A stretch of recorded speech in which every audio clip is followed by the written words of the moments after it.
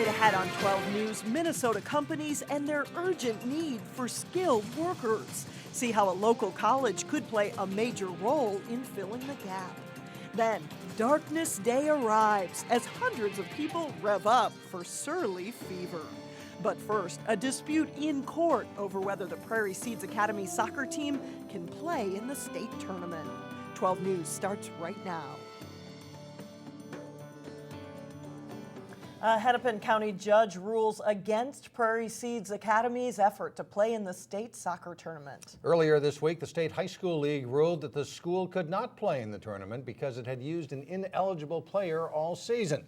And today, the judge said this is an unfortunate situation with unfortunate consequences. He said the bylaws of the State High School League are clear and denied Prairie Seeds' request for a temporary restraining order. An attorney for Prairie Seeds argued the league was wrong in declaring the player ineligible because of academics and a problem with the school transfer.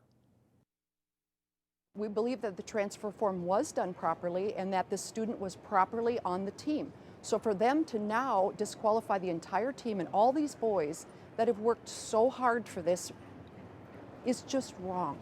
Prairie Seeds Academy had sued the Minnesota State High School League asking for a temporary restraining order so a game that had been scheduled with the Duluth team could still go on Friday afternoon.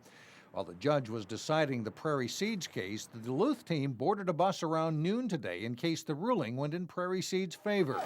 Prairie Seeds officials say they expected player suspensions after last week's on-field brawl with Totino-Grace. But representatives from the Brooklyn Park schools say the high school league didn't talk to them about eligibility issues that could disqualify the team. They also complained the high school league didn't do anything about disrespectful chanting and racial slurs in earlier games. There's got to be a continued discussion about whether people are being treated fairly. The lawsuit that I filed yesterday against the league talks about equal protection, and we believe that, in fact, there should be fair treatment. That's all we're asking for, is for fair treatment and for the rules to be applied fairly. So there is no game for Prairie Seeds, and the judge said if Prairie Seeds' allegations of harassment are true, he finds, quote, no solace in disqualifying a team that has overcome disrespect during competition. Two fires that damaged an apartment building and a car in Plymouth earlier this week have been ruled arson. Both fires happened early Wednesday morning in the 10,500 block of 45th Avenue. Neighbors used a fire extinguisher to put out the car fire, only to notice another fire in a nearby apartment. The car owner says someone threw 2 bottles filled with a liquid. The case has now been turned over to police. North Hennepin Community College says it will soon launch a program that could one day make Minnesota a hub for information technology talent. Friday, the college hosted a roundtable discussion with Governor Mark Dayton and retail giants, including Best Buy and Gander Mountain, to address an urgent need for skilled IT workers. The retailers work with a software program called Oracle Retail. It helps companies do business from running cash registers to online sales.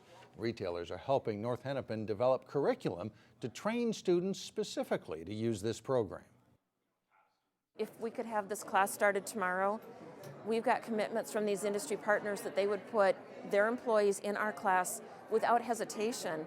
That's how critical this partnership is to meeting a very real need. These classes could start as early as next fall. After years of planning, there is now a one-stop hub in the Northwest Metro where those facing financial struggles can turn for help. The brand new Northwest Family Service Center offers everything from food and child care support to health care programs and adult education services. The Brooklyn Center building celebrated its grand opening on Thursday evening.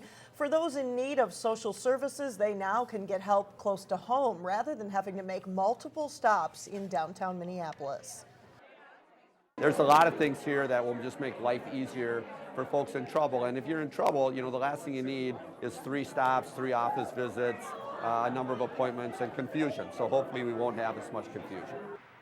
The new service center is a partnership between Hennepin County, SEEP, and Osseo area schools. An event in Maple Grove tonight will honor a mother of 2 killed by a drunken driver and help raise money for her children. Ann Blake was walking on a sidewalk last January in Maple Grove when she was struck and killed. Blake left behind teenage twins, one of whom is autistic. Blake's husband died of cancer just 4 months prior to the crash. The event tonight is a silent auction fundraiser. It starts at 5:30 at Rush Creek Golf Course. There's also a fund set up through Blake's Church in Andover. And you can check out our website. We have more information posted on the website, 12.tv. Just click on featured links. Hundreds of kids in the Northwest Metro will stay warm this winter thanks to the Salvation Army. The Salvation Army site in Brooklyn Park gave away about 500 coats Thursday through its annual Coats for Kids program. It was one of 10 locations in the Metro giving out coats to families in need. The Twin Cities Salvation Army was able to offer thousands more this year thanks to an increase in financial donations. We live in Minnesota. These families cannot go into winter without warmth. So that's kind of just our goal and our mission. We have so much support in the community that it costs Salvation Army very, very little to do this, and so it's kind of like, why not? Last year, donations were so low that the Salvation Army was not able to distribute from the Brooklyn Park site. Coming up, it is a day craft beer fans look forward to all year long. We are live in Brooklyn Center where beer fans are waiting for darkness. Then later in sports, Champlin Park suffers a heartbreaking loss in the quarterfinals of the state boys soccer tournament. But first, it's a look at your AccuWeather forecast.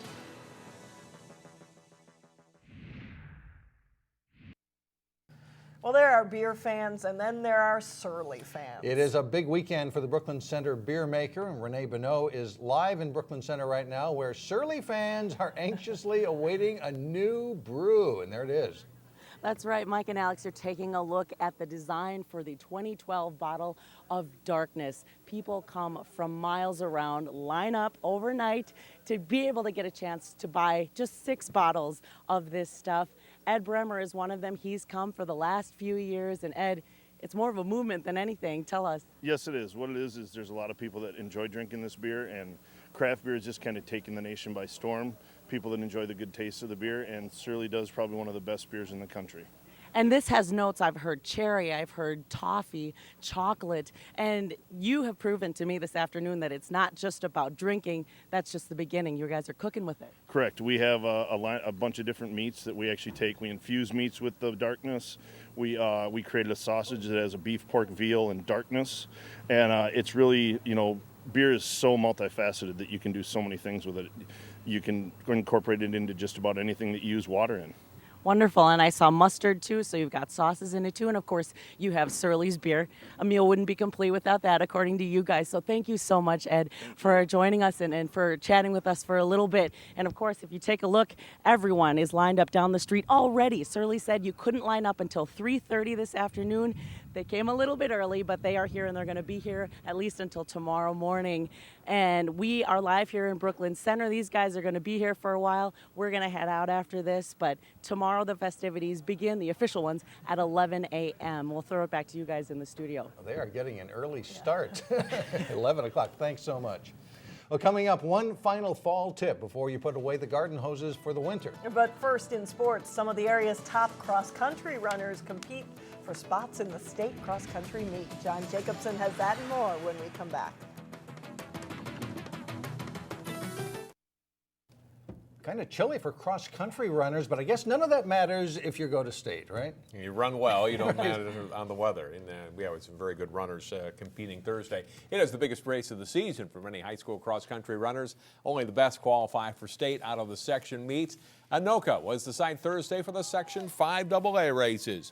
In the girls 4K, Carly Brandt of Mounds View wins it with a time of 14 minutes, 31.7 seconds. Champlin Park's Cassidy Soley is third. Her time, 15 minutes, 5.8 seconds.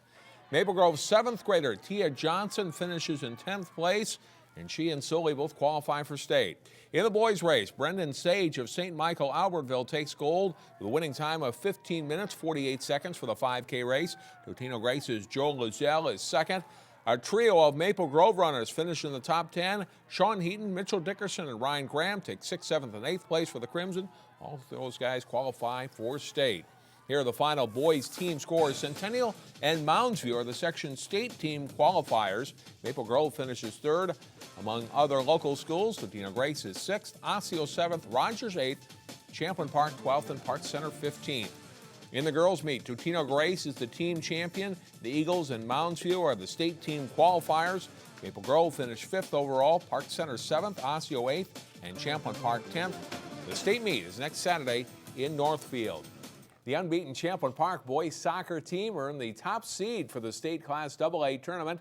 Rebels didn't pull an easy draw, though, as they met district rival Blaine in the quarterfinals. Champlin Park in white and the Bengals turned the ball over after a goal kick. Esteban Arias picks off a pass and drills a shot home. The Rebels strike first. They lead 1-0 at the half. Second half, and the Bengals tie it off the free kick. Ian Durbin passes to Mitch Biggie for the shot and goal, tying the match at 1. Blaine goes ahead about 7 minutes later. Rebels goalie Alec Lebo makes a big save off the free kick here. But Biggie is there to bang home the rebound, and that's the game winner as Blaine pulls the upset, ending Champlin Park's season with a 2-1 win. Defense helped carry the Totino-Grace girls soccer team to the Section 5A championship. The Eagles posted 3 shutouts in section play. Totino met Cloquet in the Class A quarterfinals Thursday. Scoreless late in the second half. The Eagles pressuring hard for a goal. Kenzie Wraith standing tall for the Lumberjacks. A huge stop there. This one goes to a shootout. Grace Steinhauser with a chance to win it, but she's denied by Wraith. Emily Wangen shooting for Cloquet, but Gabrielle Eisfelder makes the stop, giving the Eagles a chance to win. The 8th shooter for Grace is Nicole Hagan, and she makes no mistake burying the high shot. Totino-Grace advances to the semifinals with a 1-0 win. They'll play Blake Monday morning at the Metrodome. The volleyball playoffs are in full swing, and the season came to an end for some local teams Thursday night at Osseo. The Orioles hosting Champlin Park. The Orioles dig up Taylor Gore's hit, then get into their offense quickly. Jackie Jones puts it away for the kill on the 22-11 lead in Game 1. A great set by Megan Pekarik on target. Shia Sanders, she ends Game 1 in style. Second seed Osseo rolls to a 25-12 win to start the night. John Younker's Rebels trying to battle back. Brenna Walton sets to Maria Sampson, who gets it through the blockers to even Game 2 at 10-10. A nice dig by Walton here for the Rebels, but Phyllis Webb and company get up for the big block for Osseo. That's a point for the Orioles and a 14-10 lead. Jaslyn Tanulu with a great dig here for Osseo, and it leads to a point. Hannah Pekarik gets the kill. Osseo sweeps Champlin Park. Maple Grove lost to Totino-Grace in another Section 5 quarterfinal. The 32 teams in the new Class 6A of Minnesota football kick off the section playoffs tonight. Maple Grove is the top seed in Section 5. The Crimson host Coon Rapids. Osseo is home to play Anoka, while Champlin Park is home against Centennial. In Section 6, Armstrong travels to Edina to take on the top-ranked Hornets. Wayzata hosts Minneapolis South, and Hopkins is home to face Minnetonka for a second straight week. In games Saturday in the smaller enrollment classes, Totino-Grace is home to play Matamidi at 1 o'clock. In evening games, Cooper hosts St. Anthony. Benilde St. Margaret's is at De La Salle, while Providence Academy is home to take on Rockford. Bundle up going out to football, I'll tell you that. It's here. Thanks a lot, John. In Local Vote 2012, 4 candidates are running for 2 seats on the New Hope City Council. Today we'll hear from Andy Hoff and Eric Lamley, who are incumbents on the council, as well as David Perlman, who made a last-minute decision to run. Hi, I'm Andy Huff, and I'm running for re-election to the New Hope City Council.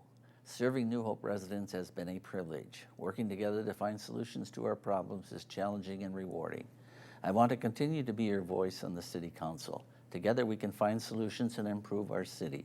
Important issues for New Hope's future are passing sustainable budgets that promote fiscal responsibility, moving forward in redeveloping our business and commercial areas, especially the city center, and keeping our neighborhoods vibrant, safe, and secure. Contact me with your ideas and concerns about New Hope's future. You can reach me at my website, andyhuff.com, and I would appreciate your vote in the election. Hi, my name is Eric Lamley. I'm running for re-election to the New Hope City Council. 4 years ago, I promised smart, sensible budgets, strong public safety, and keeping our ice arena vital and strong into the future. I promised redevelopment that respects the integrity of our residential neighborhoods. 4 years later, we have a smart, transparent budget. Tax increases have been low or zero and are coupled with cuts in spending. Our streets are safer with more cops on the street. I fought for our fire department. Our ice arena is structurally and financially sound for years to come. Lastly, with the purchase of the Kmart site, we've been bolder than ever before on redevelopment. I've accomplished these things together with the winning team on the New Hope City Council, but our work is not done. Please support me and this winning team this fall and re-elect us on November 6th. My name is David Perlman, and I am running for New Hope City Council. I decided to run rather suddenly. I was at the New Hope City Hall on June 5th, which is the last day to file, and upon asking about it, I was informed only the two incumbents were running. Well, having an inborn objection to an uncontested race, I laid down my $5 and here I am. Now we can all have a conversation. I am not Adley Stevenson. If I am elected, I will serve. I've been doing my homework on the issues, and truth to tell, my differences with my opponents are largely on a general philosophical level, not on specific issues. Be sure you vote on November 6th, preferably for me, and please vote no on both constitutional amendments. I'm David Perlman, and I approve this message. Melinda Longan is also running in that race, but declined a candidate profile. Well, still ahead, you can't forget about the garden just yet. That's right, some final tips of the fall season when we come back. Trees have a tough time in the winter thanks to harsh weather and hungry wildlife. In today's garden segment, Renee Bonneau asks an expert for tips on how to protect your trees. We're here with Kim Guida at Dundee Nursery in Plymouth to talk about ways to protect your trees and shrubs from those little critters, the deer and the rabbits, from attacking them. Yes, during the winter, the animals get really hungry, and so they do come into your yards to eat your plants. So there are several ways that you can protect your trees and shrubs from these little varmints. The deer and rabbits, respectively, are your two main problems. The first way to do it would be with repellents, and we have both granular repellents and liquid repellents. Granular repellents are great. They can just be sprinkled around gardens or plants, but once they get covered with snow, they're less effective. The spray repellents you would actually spray onto the stems of the tree or the shrubs, and it creates a scent barrier, but it may need to be reapplied during the winter, which can be done as long as it's above 32 degrees, but read the back of the label for the directions for each product. Okay, there is also a way to cover them up. There are a couple different products. Correct. The most common thing people do to protect against our animals is with the tree protectors, which are plastic covers, usually white, that you open up and put around the stems of the trees. You can also use tree wrap. There are brown and white tree wraps now that you can put over them. Just remember that all of these need to be taken off in the spring. They're not meant to be left on year-round. And one more tip, Kim says you should continue to water your trees with an inch of water a week until the ground freezes. That does it for us. Thanks so much for joining us. Stay with us. Community Corner's up next. Have a great weekend, everyone.